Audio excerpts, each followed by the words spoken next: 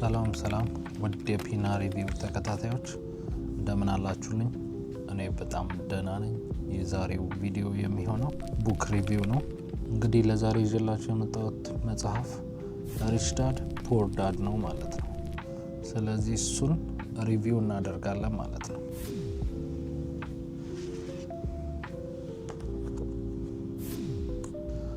ሪች ዳድ ፑር ዳድ ብዙ ጊዜ ለሰውም ሳወራ ሪች ዳድ ኤንድ ፑር ዳድ ብዬ ነው ማነበው። ነገር ግን መጽሐፉ ሪች ዳድ ፑር ዳድ ነው፣ ኤንድ የለውም ማለት ነው። እንግዲህ ይሄ መጽሐፍ የተጻፈው በሮበርት ቲ ኪያንስኪ ነው።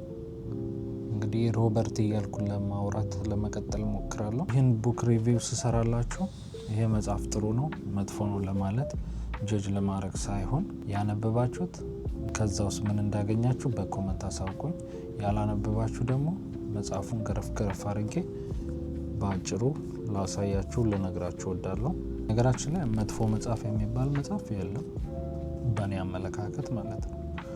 መጽሐፉን መጥፎ የሚያደርገው መልእክቱ ወይም ሊደርሰው የፈለገው ወይም ሊገልጸው የፈለገው ነገር ይዘቱ መጥፎ ወይም ጥሩ ሊባል ይችላል እንጂ መጽሐፍ በነገራችን ላይ በመጥፎም ይሁን በጥሩ እውቀት የሚያስጨብጡና እውቀትን የሚሰጡ ናቸው።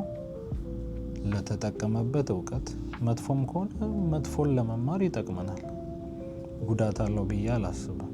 እና መጽሐፎች ቢነበቡ ሁሉ መጽሐፍ ግን የሚተገበር አይደለም ነው። ለትምህርት የሚሆን መጽሐፍ አለ፣ እንደገና ደግሞ የምትተገብሩት መጽሐፍ አለ።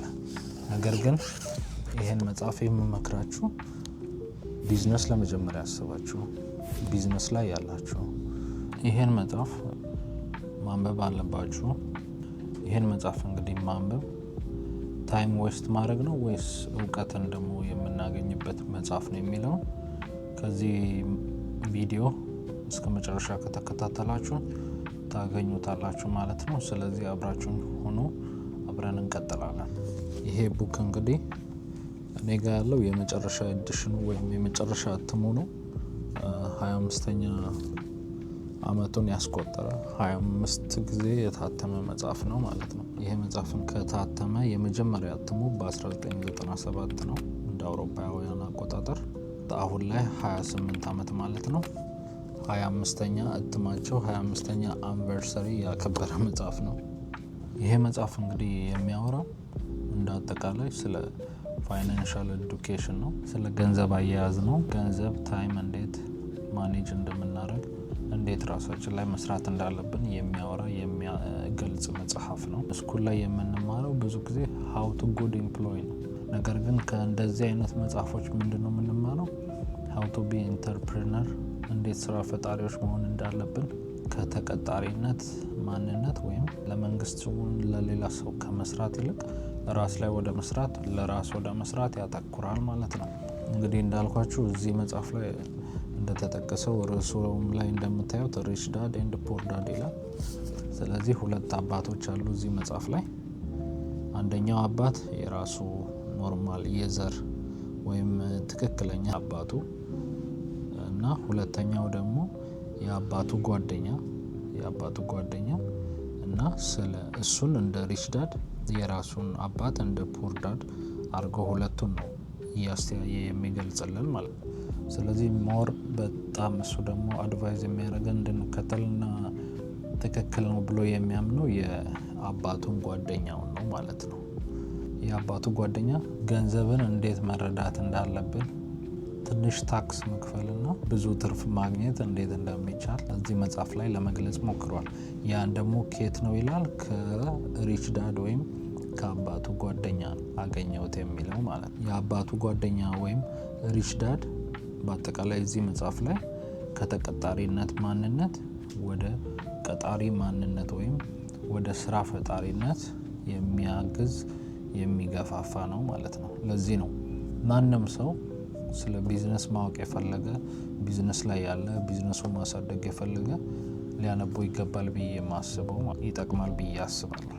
እውነት ነው። እንግዲህ አንድ ቢዝነስ ከመጀመራችን በፊት እንግዲህ መጀመሪያ ገንዘብ ማግኘት ያስፈልጋል። ስለዚህ ያን ገንዘብ ደግሞ ለማግኘት ተቀጥሮ መስራት ሊኖርብን ይችላል። ተቀጥሮ መስራትን አይቃወም፣ ተቀጥሮ መስራት ሊኖርብን ይችላል። ስለዚህ እሱ ደግሞ ተቀጥሮ መስራትን አይቃወምም። ነገር ግን ተቀጥሮ በዛው መቅረትን ነው የሚቃወመው እና ከምናገኛት ገቢ መጀመሪያ ሴቭ ባረግናት ግን ወደ ተሻለ ቢዝነስ መቀየርና ተቀጣሪነት ወደ ቀጣሪነት እንድንመጣ አድቫይዝ ያደርጋል። እናም ደግሞ ሞር እዚህ መጽሐፍ ላይ በጣም ሳጀስት የሚያደርገው ስራ እሱ ምንድነው ሴልስማን መሆንን ይደግፋል። ሴልስማን መሆንን የሚደግፈው እንዴት ነው? እንዴት ነገሮችን መሸጥና እንዴት ገንዘብ ማግኘት እንዳለብን ሞር እውቀት ይሰጠናል ብሎ የሚያስበው ሴልስማን ሆኖ መስራትን ነው። ስለዚህ መጀመሪያ ስራ ፈጣሪ ከመሆናቸው በፊት ሴልስማን ሆኖ አሻሻጭ ወይም ደላላ አይነት ስታፍ እንደማለት ነው በእኛ ሀገር እንግዲህ ስንተረጉመው። ሌላኛው ደግሞ የሚያስተምረን ለገንዘብ ከመስራት ይልቅ ገንዘብ ለእኛ እንዲሰራ ማድረግ ወይም እኛ ገንዘብን ከመፈለግ ይልቅ ገንዘብ እኛን ፈልገው እንዲመጣ በግልጽ እዚህ መጽሐፍ ላይ ከሪች ዳዱ በተረዳው መልኩ ሊያስረዳ ሞክሯል። ሌላኛው እንዴት መቆጠብ እንዳለብን እና የቆጠብነውን ደግሞ እንዴት ኢንቨስት ማድረግ እንዳለብን፣ በአጠቃላይ ገንዘብ አያያዝና ገንዘብን እንዴት ማዋል እንዳለብን ነው የሚገልጸው እና ሞር ደግሞ ለአንባቢያን በጣም በሚገባና በምትረዱት ወይም በምንረዳው አገላለጽ ሊጽፍልን ሞክሯል። አንድ የቢዝነስ ሰው ብቻ ሳይሆን ቢዝነስ ላይ የሌለ ስለምንም ነገር ስለ አካውንቲንግ፣ ስለ ፋይናንስ ምንም የማያውቅ ሰው ሊረዳው በሚችለው መልኩ ነው ሊያስረዳን የሞከረው። እንደውም በምሳሌ ብዙ ቦታዎች ላይ ሪች ዳዱን እና ፑር ዳዱን እያስገባ ሁለቱን ዲፍረንስ ሊያሳየ ሞክሯል። እንደዛ ነው ምሳሌ እየሰጠ በሁለቱ በጣም በሚያምር መልኩ ገልጾታል። እንደውም አንዳንድ ቦታ ስትራክቸሮች፣ ስዕሎች ምናምን ለመጠቀም ይሞክራል። ለአንዳንድ ሰው በመስማት ያገኛል፣ አንዳንድ ሰው ደግሞ ስዕል ወይም ቪዲዮ በማየት ቶሎ ይረዳል። ስለዚህ እነሱን ሁሉ ሊያካትት ሞክሯል። ይሄም አንዱ የመጽሐፉ ጥሩ ፓርቱ ነው ብዬ አስባለሁ።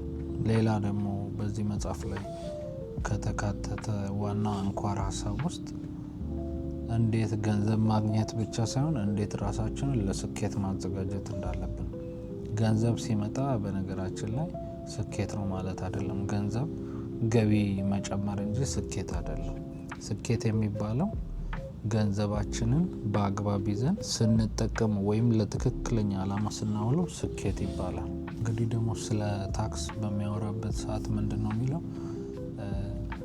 ማህበራት ወይም እሱ በሚገልጸው ቃል ኮርፖሬሽኖች ሊስት ታክስ ነው የሚከፍሉት ከኢንዲቪዥዋል አንጻር ሲታይልናል እና ያን እንዴት ደግሞ እነሱ እንደሚያደርጉ አንድ ግለሰብ ወይም እኔ፣ አንተ፣ አንቺ ከምንከፍለው በታች ነው የሚከፍሉት እነሱ እና ያን ወይ ሊያስረዳን በመጽሐፉ ሞክሯል። አንድ ቪዲዮ ራሱ በቅርብ አይቼ ነበርና መንግስት ለምን ደሞዛችንን ወስዶ ታክሳችንን አይሰጠንም የሚል ቪዲዮ በቅርብ አይቼ ነበርና ምንድነው ከምንከፍለው ታክስ እና የምናገኘው ሊመጣጠን አልቻለም ነው ነገሩ። ደሞዝ ተብሎ የሚሰጠን በላይ ታክሱ ይበልጣል ነው። ታክሱ ባይበልጥ እንኳን አንዳንዴ ደሞዙ ከፍ ይልና ታክስ የምትከፍሉት ኦልሞስት ተቀራራቢ ይሆናል። ከዛ ደሞዙን ከወሰዳችሁ በኋላ የቤት ምናምን ስትሉ ኢቨን ትራንስፖርቱ ምኑ ምናምን ሲጨማመር መልሶ አሁንም ታክሱ ከፍ የሚልበት አጋጣሚ ያለና በዚህ መጽሐፍ ላይም እንዴት ያነሰ ታክስና ከፍ ያለ ገቢ እንዴት ማግኘት እንዳለብን ለመግለጽ ይሞክራል። ቀድመም እንዳልኳችሁ በመሀል የሚያስገባው ሞር ደግሞ በጣም ኢንተረስቲንግ የሚያደርገው መጽሐፉን ምንድነው በቃ ስለ ገንዘብ ብቻ ምናምን ሳይሆን ታሪኮች አሉ መሀል ላይ የሚገቡ የፑር ዳዱ እና የሪች ዳዱ አልፎ አልፎ ስቶሪዎች አሉ፣ አንዳንድ ታሪኮች። ያኚ ደግሞ ሞር ኢንተረስቲንግ አድርገውታል መጽሐፉን እንድናነበውና አሰልቺ እንዳይሆኑ ሞር አግዞታል መጽሐፉን። በነገራችን ላይ ይሄ መጽሐፍ ዝም ብሎ እንደኔ ወይም የሆነ ተቸግሮ ምናምን ያለ ሰው የጻፈው አይነት መጽሐፍ አይደለም። ዝም ብሎም አይደለም። በ28 ዓመት ውስጥ 25 ጊዜ መታተም ማለት በጣም ከባድ ነው እና ዝም ብሎ አይደለም ሲታተምም የነበረው። ምንድነው ሮበርት በጣም ከባድ የቢዝነስ ሰው ነው። በዚህ መጽሐፍ ብቻ $1 ሚሊዮን በላይ አግኝቷል በዚህ መጽሐፍ ብቻ። ሌላው ደግሞ ሪል ስቴት ኢንቨስትመንት ውስጥ ይሰራል። አሁን ራሱ ሰርች አድርጋችሁ ማየት ትችላላችሁ። የተጣራ ኔት ወርዙ የሱ $100 ሚሊዮን ነው አሁን ላይ እና በመጽሐፉ ያገኘዋል። በሪል ስቴት ቢዝነስ ውስጥ ተሰማርቷል። ሴሚናሪዎች ደግሞ ያዘጋጃል። እንደዚህ የቢዝነስ ስለ ፋይናንስ አካባቢ የሚዘጋጁ ሴሚናሮች ላይ ይሳተፋል። በዛም ገቢ ያገኛል እና ሌሎች መጽሐፎችም አሉት ከነሱም ገቢ ያለው እና ይሄ ቡክ ስፔሻሊ ይሄ ቡክ በጣም አንድ እሱን ከህዝቡም ጋር ትልቅም ገቢ ያገኘበት ከሌሎቹ መጽሐፎችም በዚህኛው ነው ትልቅም ገቢ ያገኘበት እና የቢዝነስ ሰውም ነው። ሪል ስቴት እንግዲህ አሁን ላይ የምናውቀው ነው የሪል ስቴትን ቫልዩ እና እዛ ላይ የተሰማራ ሰው ነው። $100 ሚሊዮን እንግዲህ የተጣራ ገቢ ኢማጂን እንግዲህ። ስለዚህ ከእንዲህ አይነት ሰው መማር ደግሞ አስቡት። ዝም ብሎ አንድ ሰው የማያውቅ ሰው አይደለም ስለ ቢዝነስ እያወራ ያለው ማለት ነው። የሚያውቅ ሰው ያተረፈበት ገቢ ያገኘ ሰው እያወራ ያለው። ስለዚህ ብንሰማው እንጠቀማለን እንጂ አንጎዳም ነው። ስለዚህ አንብቡት። እኔ ሞር አሁን እየገፋችሁ የምመጣው አንብቡት ነው እና ሀሳቤን በመጨረሻ ስጠቅልልላችሁ እኔ የምለው ምንድነው በአንድ ነገር ዙሪያ ስለዛ ነገር እውቀት ያለው የኖረበትን ያለፈበትን የሚሄድበትን መንገድ ሰው ሲናገር ይጠቅመናል። እንግዲህ ከዛ መንገድ እንማራለን እና በመጽሐፍ መልክ ደግሞ እንደዚህ ተጽፎ ሲዘጋጅ በጣም ደስ ይላል፣ አስተማሪ ነው የሚሆነው።